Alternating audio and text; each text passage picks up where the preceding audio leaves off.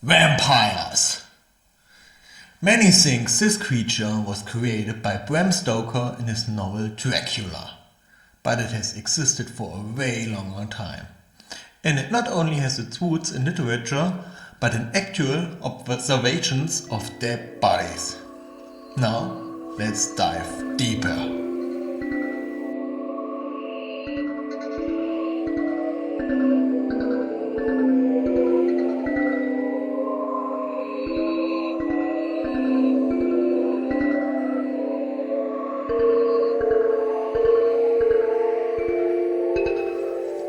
Welcome to the Legend Nerd. Am I the legend of legends yet?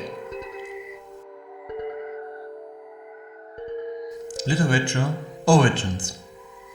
Warning, I will give spoilers. Two stories that are hundreds of years old.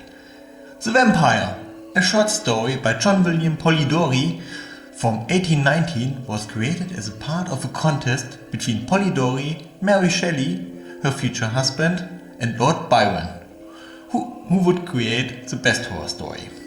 And yes, Mary Shelley created Frankenstein in this contest at Villa Diodati near Sea Geneva in Switzerland. In this story, for the first time, a vampire is shown to be an aristocrat. He is wounded in the story and dies because of his wounds, but comes back shortly after and seeks more blood. He survives and vanishes at the end. Camilla. In Camilla, a Gothic novella from 1872 by Joseph Sheridan Le Fanu, a woman is a vampire. She is hundreds of years old and seems to travel around Karnstein in Styria, where she once was a countess of and which is lying in ruins now. She begins friendships and romantic affairs with young women, sucking their blood at night. She gets killed by a stake driven through her heart, her head cut off, being burned to ashes and thrown in a river afterwards. They wanted to be sure. Camilla already had some supernatural abilities. She could pass through solid walls and change her form to a monstrous black cat. And she sleeps in a coffin.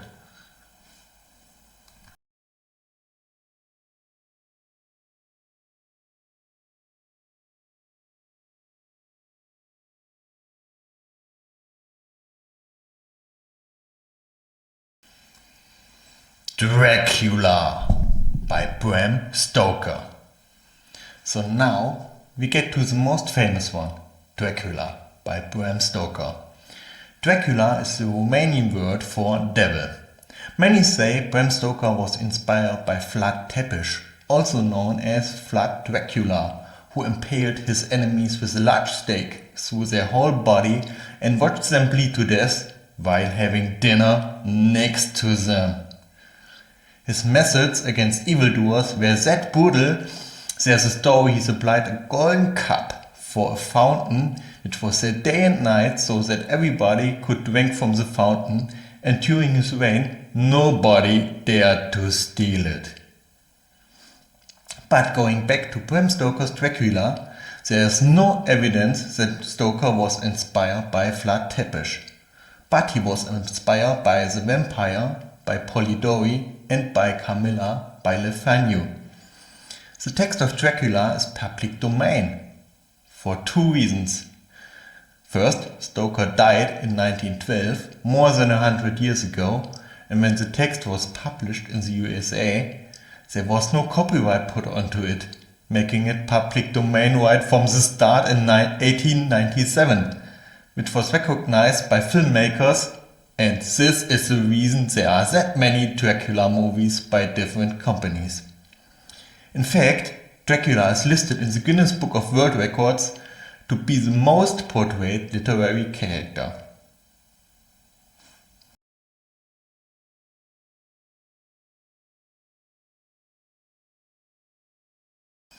Dracula, the story. In the book, Jonathan Harker visits Dracula at his castle in the Carpathian Mountains in Transylvania to sell him a house near London. and Dracula holds him captive in this castle. Dracula travels to London in boxes full of earth and kills the crew of the ship one by one, killing the captain last, but towing him to the helm to maintain course.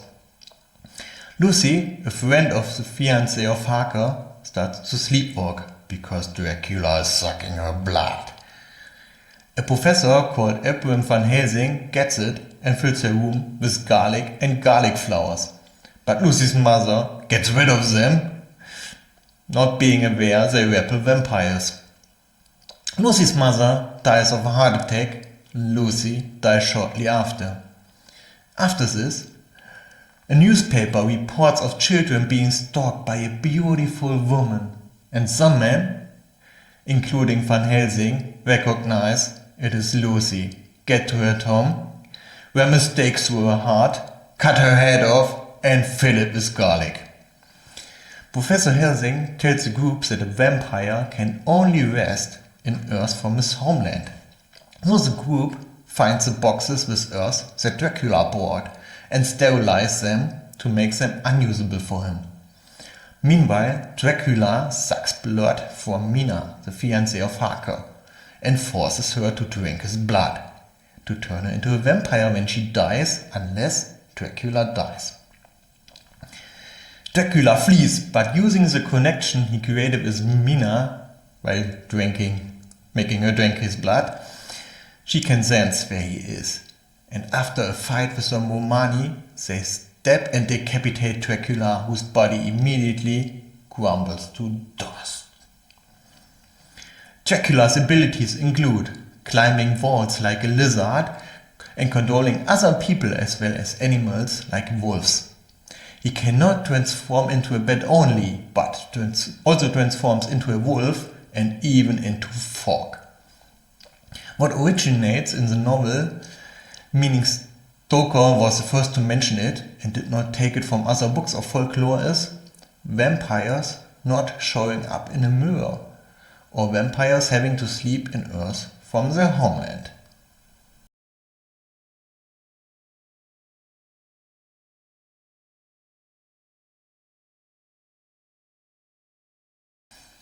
Dracula, real life influence, Renfield. When coming to real life, the most interesting character is Renfield, an insane man believing he can get immortal by eating insects. He is loyal to Dracula, helps him and calls him master, and Dracula supplies him with insects to eat. He is treated by Dr. Seward in his asylum. Dracula may not get into a home unless he is invited, and he is the one inviting him so that he can get Mina. Later, Dracula breaks his neck because he opposes him. In 1992, Richard Noll, a clinical psychologist, named the Renfield syndrome, also known as a clinical vampirism, after him. It is a psychological illness with the obsession to drink blood.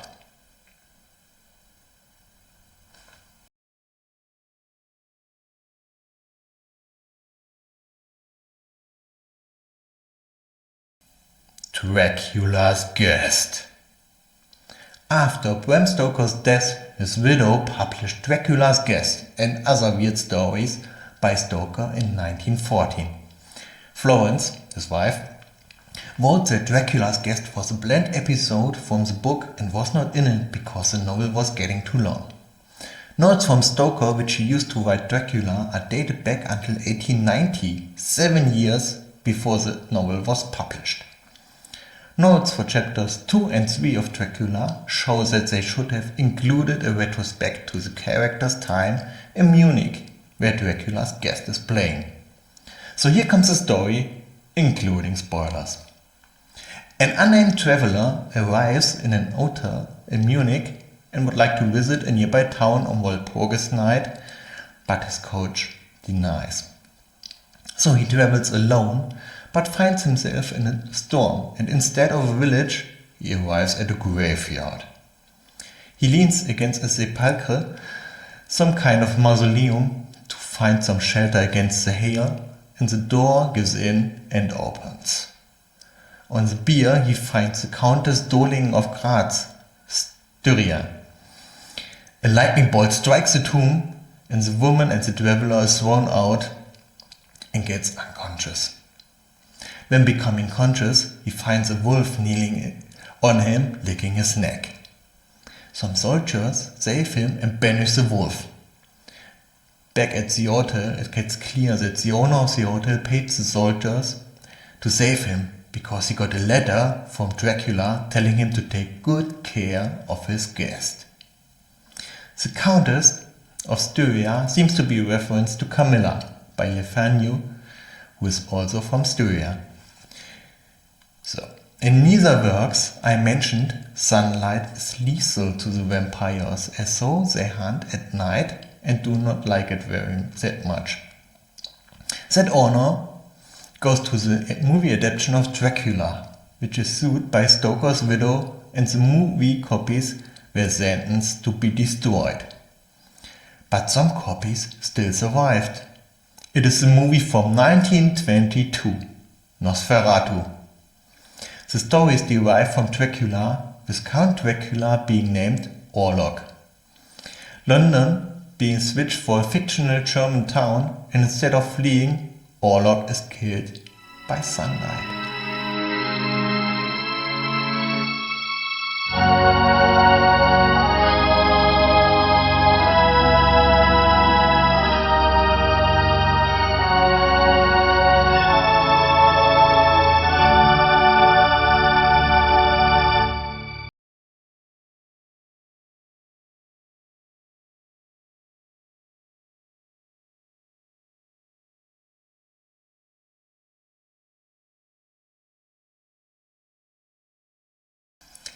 Arithmomania. Vampires having to count everything seems to be known by not many people nowadays, from my experiences. But the folklore in Europe, Asia and South America clearly says vampires have to count seeds, grains of salt or rice whenever they find them. In Slavic countries, they are even said to having to count the holes in fishing nets. So this gives you time to escape from a vampire. And yes, if he takes too long to count, the sun could vanquish the whole Bilk fright. Not everybody knows about this aspect of the vampiric folklore, but everybody knows vampire who counts. Ah ha ha ha. That guy clearly has arithmomania. The sickness to urge to having to count things.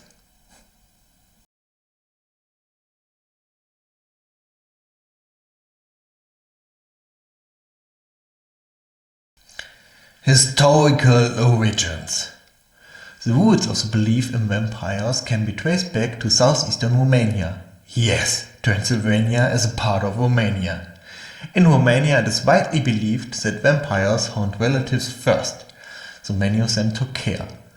Dead relatives were brought to the graveyard through a window, with their feet first, so they could not find the way back, and if they would, the windows would be barricaded.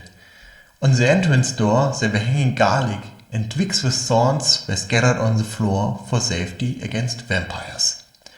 If all of this failed, there would be some seeds scattered around the grave and the home, so the vampires would have to count them. A stake through the heart does not kill a vampire. It cannot, because the vampire is already dead. But the stake makes sure the vampire cannot get out of his grave. And it is not always a stake. The strigoi, as the Romanians call the vampires, get pierced into their dead belly button with a long needle to get the bad spirits out of the body. In 1725, a message came to Vienna, which belonged to the Holy Romanian Kingdom of German nation. Yes, this wasn't Austria yet. The ruling Habsburger family got a message about a Serbian village called Kisolva, where Peter Blagojevich should have strangled some people, which died within 24 hours after the strangling. and even his wife said he came to her demanding his shoes. All within 8 days after he died and was buried. After he was exhumed, it was seen he was barely rotten, hair and nails were grown, he did not smell like a rotting corpse, and had fresh blood in his mouth. So, a stake was sharpened, rammed into his heart, and he was burned alive. This seems to be the earliest documented case, but as it was such a routine for the inhabitants, that cannot have been the first case of it all. In 1732, the Habsburgers sent a military doctor named Flückinger to a town to examine the phenomenon because it was claimed that 17 people have been killed by a vampire. Flückinger watched, and the corpses who got any signs of vampirism got burned and the ashes thrown into a river, while the others got buried again. But Flückinger wrote in his report that he could not notice any supernatural signs. But many people still have been believing in this myth up to this day.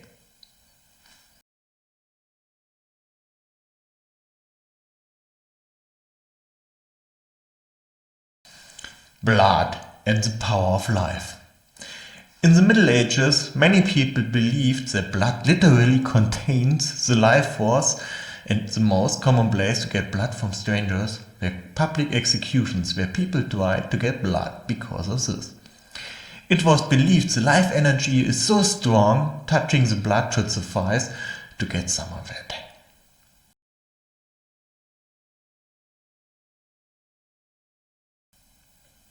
Parabiosis. In parabiotic research, mice get knitted together to find stem cells or find out if blood of younger mice help older mice and transfer what is found to humans. It is practiced in some countries, but for example Germany has not allowed it for a very long time because the rights of the animals are considered to be worth more than what could be found when this is done.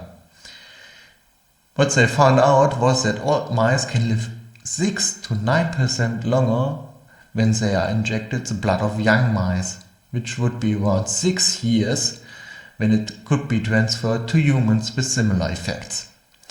But let me disappoint everybody. The researchers said this could not be used for humans.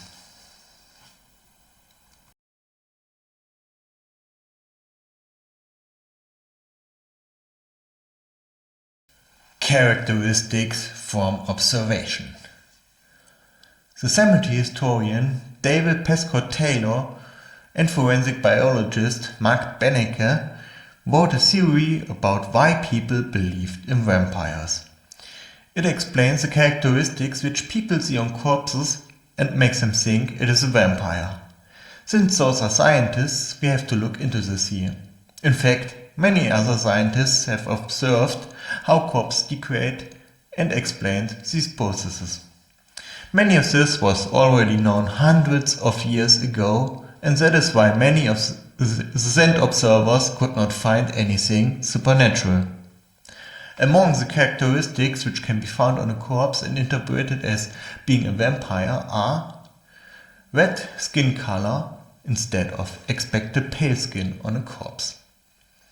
The body skin has been replaced by a new moist and healthy looking layer of skin. Hair and nails have continued to grow, or new nails have grown. Bloody bloated can be interpreted as it being well fed. The body groans and farts. Fresh blood in front of the mouth. The body moves when it is uncovered. So, let me explain some of those. Red or new skin. When the body putrefies, the layers of the skin get separated. The top layer of the skin blisters away, showing reddish, newer looking skin underneath. Growing hair and nails. The hair and the nails do not grow, but with the skin decaying, the erector muscles get the hair to stand, making it look bigger, and with the skin shrinking and drawing back, the nails look like they are growing. Body looking bloated.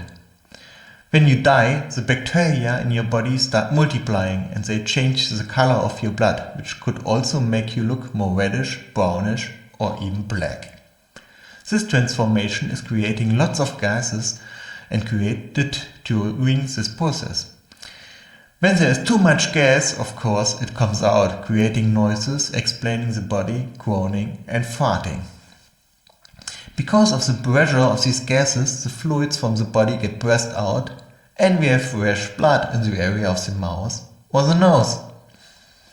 The body moves when uncovered. Rigor mortis. This stiffens the body and its muscles wear off after a few days and the muscles get soft again, which can get a body moving. Let's get to some other attributes about the vampire stories. Paling them into the grave makes sense, no question.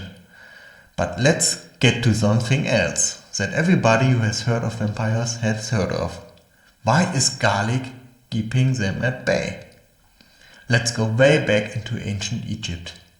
The Codex Abos, a medical papyrus dating back to around 1550 before Christ, describes garlic as a cure or as a content of remedies many different illnesses and diseases. Garlic was even found in the tomb of Tutankhamun. So already the old Egyptians believed in garlic doing a lot good. In Europe, spreading from Slavic regions, it was and or is believed that garlic does not only help against the plague, but protects against demonic forces like witches or sorcerers. So it did not start with vampires, but throughout history that stuck from the garlic helping and protecting against evil. Many people also may know it from the most famous novel by Bram Stoker or some movies inspired by it. Only one mammal is known to eat blood only, the vampire bat. It has very sharp teeth with which it cuts its prey and licks its blood. It secretes some chemical which keeps the blood from clotting. Guess what the chemical is called? Dracula, of course. So that was a whole lot of background to this myth.